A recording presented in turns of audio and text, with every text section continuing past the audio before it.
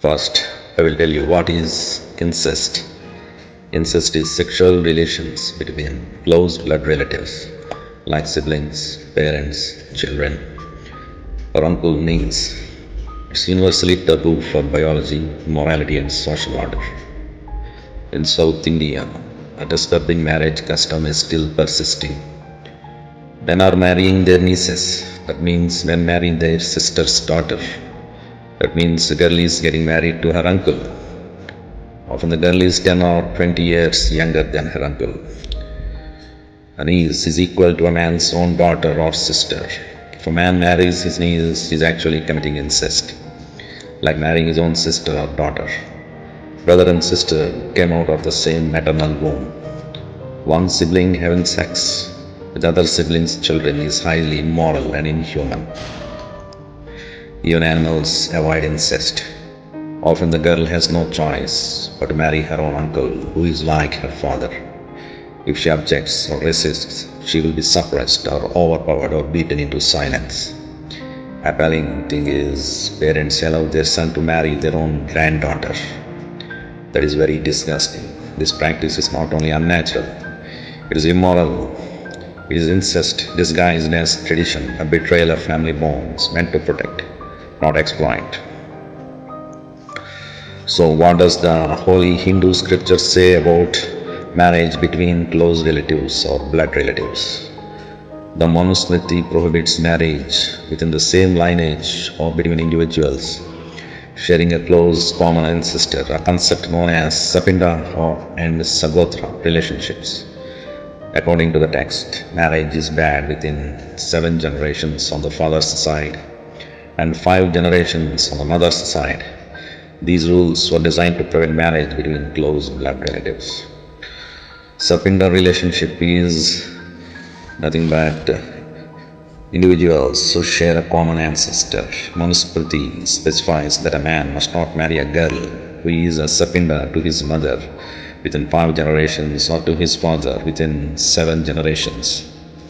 Sagotra and Pravara, marriage between individuals belonging to the same Gotra or Pravara is strictly forbidden as they are considered siblings in a spiritual and ancestral sense.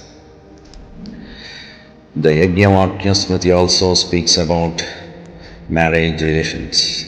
This is one of the most influential texts after Manusmriti. It defines the Sapinda relationship as extending to the 7th degree on the father's side and the 5th degree on the mother's side. It emphasizes that marriage between such close relatives is forbidden to maintain moral and genetic health. When the holy books prohibit marriages between close relatives, why is this law being violated without any fear of sin? In nature, there are many examples which show that incest is not allowed. In nature, animals like wolves, lions, elephants instinctively avoid incest. This is not accidental. It's nature's safeguard against inbreeding, genetic weakness and disease. When humans ignore this natural law, they invite suffering upon their children. Incest is universally condemned because it destroys the sanctity of the family. A parent generation should never marry their progeny or offspring. An uncle should never see his niece as a bride suitable to him. The relationship between parent, child, and uncle niece is meant to embody trust, care, and protection. To twist them into lust and marriage is a violation of human values, a corruption of morality, and a betrayal of social norms. Consider this example which happened in real life. A boy and a girl were cousins. They fell in love. They were young, immature, and made mistakes. But instead of guiding them wisely, the family chose the worst option. The girl was married off to her uncle. The uncle is no other than the girl's mother's brother, or in other words, the boy's father's younger brother. Imagine the horror, a girl treated as fair game for both father and son, both looking at her with lustful eyes. This is not culture. This is degradation, moral degeneration. It boils the blood. What is most shocking is how normalized this has become.